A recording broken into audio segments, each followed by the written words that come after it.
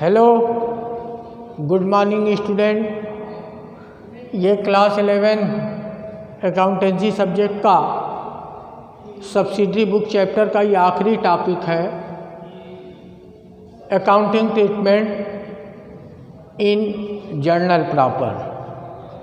तो सबसे पहले जर्नल प्रॉपर, जैसा कि मैंने बताया था कि इंट्रोडक्शन में ही बता दिया था कि जर्नल प्रॉपर या other subsidiary book, total subsidiary book मिला करके कितनी बुक्स होती हैं?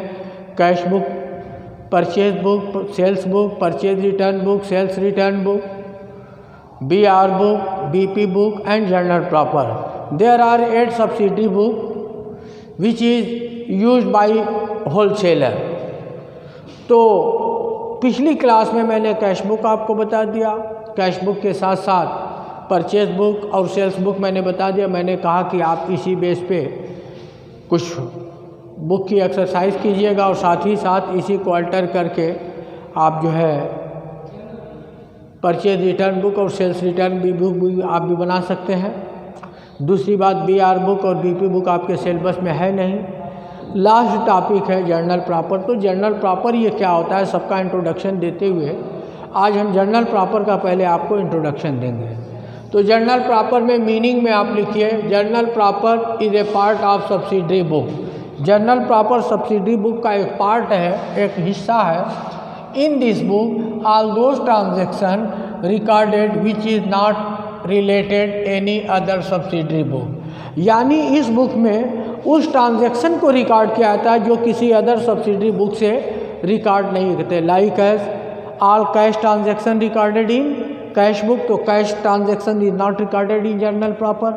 Credit purchase return, credit purchase recorded in purchase book, so that credit purchase not recorded in this book. Credit sales rate not recorded in this book. Credit purchase returning, credit sales returning, यानी इस तरीके के transaction record नहीं किए जाएंगे। तो फिर हमारे सामने एक सवाल ये होता है कि हमारे बिजनेस में कौन से ऐसे ट्रांजैक्शन है जिसको हम इस बुक में रिकॉर्ड करेंगे। तो एग्जांपल में मैंने दे दिया है कि total of credit purchase and total of credit sales and total of purchase credit purchase returning, total of credit sales returning, all adjustment entries, rectification and adjustment entries, इस तरीके के ट्रांजैक्शन इस बुक में रिकॉर्ड किए जाते हैं। तो total जो परचेज बुक का टोटल होता है उसको जब परचेज अकाउंट में ट्रांसफ़र करते हैं तो उसकी एंट्री जो रिकॉर्ड की जाएगी at the end of the year या month by month, quarterly, half yearly, annually, जिस तरीके से आप चाहें। एक महीने का टोटल जो क्रेडिट सेल्स है एक बार में आप ट्रांसफ़र करेंगे परचेज बुक में। परचेज बुक के टोटल को जब परचेजेज अकाउंट में ले जाएंगे तो आप जनरल एंट्री पास करेंगे कि परचेजेज अकाउंट या to sundry as per purchase book account being total of purchase book transfer to purchases account, ये एंट्री बन जाएगी। यानी परचेज बुक का के टोटल को जब परचेज अकाउंट में एक एंट्री से पास करेंगे तो परचेजेज अकाउंट या to sundry as per purchase book account हो जाएगा। इसी तरीके से अगर सेल्स बुक का टोटल है तो sundry as per sales book account या टू सेल्स अकाउंट हो जाएगा। परचेज रिटर्न की बात करते हैं तो sundry as per purchase return book account या टू परचेज रिटर्न अकाउंट हो जाएगा। सेल्स रिटर्न की बात करते हैं तो सेल्स रिटर्न अकाउंट या to sundry as per sales book account हो जाएगा। ये सारी एंट्री आप लोग फंडामेंटली रिकॉर्ड करेंगे, इसलिए कि most important topic for your succeed, आपकी कामयाबी के लिए ये सबसे ज़रूरी है कि इस तरीके की बेसिक जो कॉन्सेप्चुअल एंट्री होती है इसको ज़रूर याद करना चाहिए, क्योंकि आपकी बुक में ये सब सारी चीज़ें नहीं दी गई हैं। इसलिए मैं आपको बहुत अच्छी तरीके से अपने न्यूमेरिकल क्वेश्चंस के थ्रू या न्यूमेरिकल एग्जाम्पल के थ्रू कैसे हम इस बुक को, इस ट्रांजैक्शन को बुक में समराइज़ करेंगे, रिकॉर्ड करेंगे। आइए, डेप्रिसिएशन की बात की जाती है किसी भी फिक्स्ड एसेट। तो डेप्रिसिएशन यह है कि due to use of fixed assets, decrease in value of fixed asset is called depreciation. Depreciation is a routine expenses, revenue expenses, है ना, ये बिजनेस से रिलेटेड बिजनेस एक्सपेंसेस।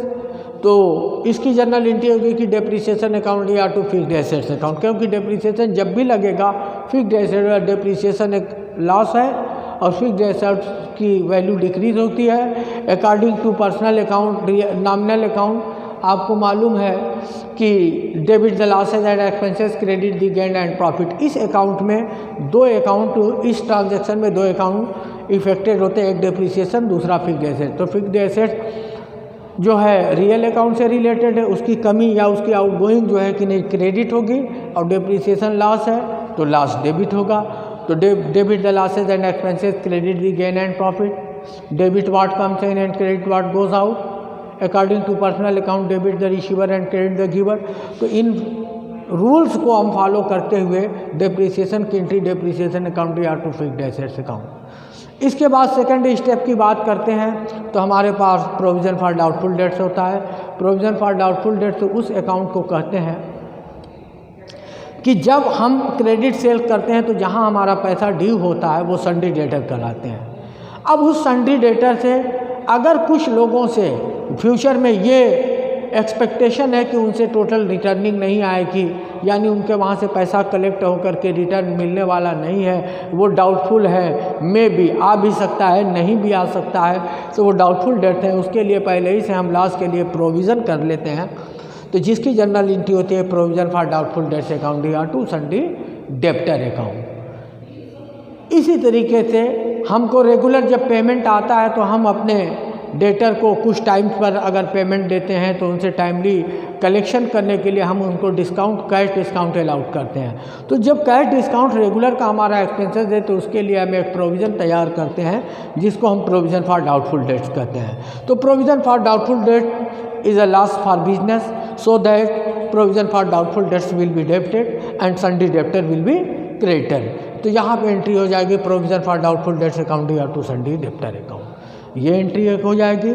इसके बाद इसी तरीके से हम अपने क्रेडिटर को जब पेमेंट करते हैं और टाइम से पेमेंट करते हैं तो क्रेडिटर टाइम से पेमेंट वसूलने के लिए हमें रिझाता है, हमसे को डिस्काउंट अलाउ करता है।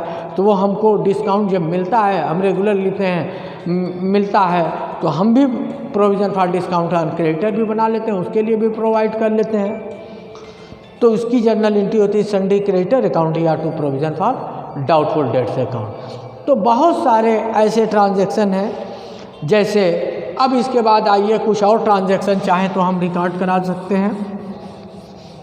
For example outstanding expenses, prepaid expenses, इसकी भी चाहें तो आप जनरल एंट्री हम बना देते हैं। चलिए, तो आउटस्टैंडिंग एक्सपेंसेस में ये 9th outstanding expenses are those expenses which are due but not paid, है ना। तो इसकी जनरल एंट्री होगी एक्सपेंसेस अकाउंट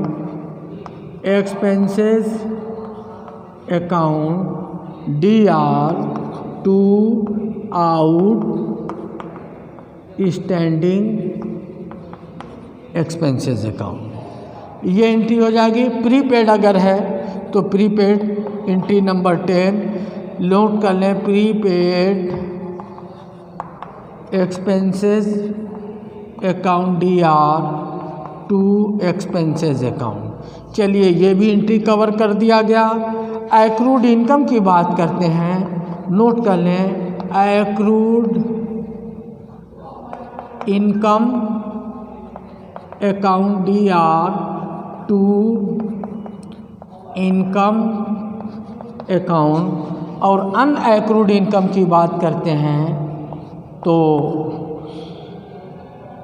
लिख लीजिए income DR, income account DR to advance या unaccrued income, to unaccrued income account. इस तरीके से जितने भी ट्रांजैक्शन जो कि किसी भी अदर सब्सिडरी बुक से रिलेट नहीं होते हैं उसको हम और adjustment entry, all adjustment entry recorded in this book, all rectification से related entry recorded in this book, है ना। इसके अलावा credit purchase of fixed assets, credit sale of fixed assets, मैंने पूरा आपको जो है कि नहीं यहाँ पे बता दिया है एग्जाम्पल के ज़रिए और इसकी मीनिंग बता दिया है। तो जर्नल प्रॉपर मैंने आपको कम्प्लीटली समझा दिया। मैं उम्मीद करता हूं कि जर्नल प्रॉपर के बारे में अच्छी तरीके से समझ में आ गया होगा और एक एक करके मैंने इस चैप्टर के सारे टॉपिक कवर कर दिए। अगला जो हमारा टॉपिक होगा वो कल हम चाहे डेप्रिसिएशन या बैंक रिकॉन्सिलिएशन स्टेटमेंट, अगली क्लास हमारी नए चैप्टर से स्टार्ट होगी। आज की क्लास इसी के साथ फिनिश करती है। Okay, thank you, bye bye.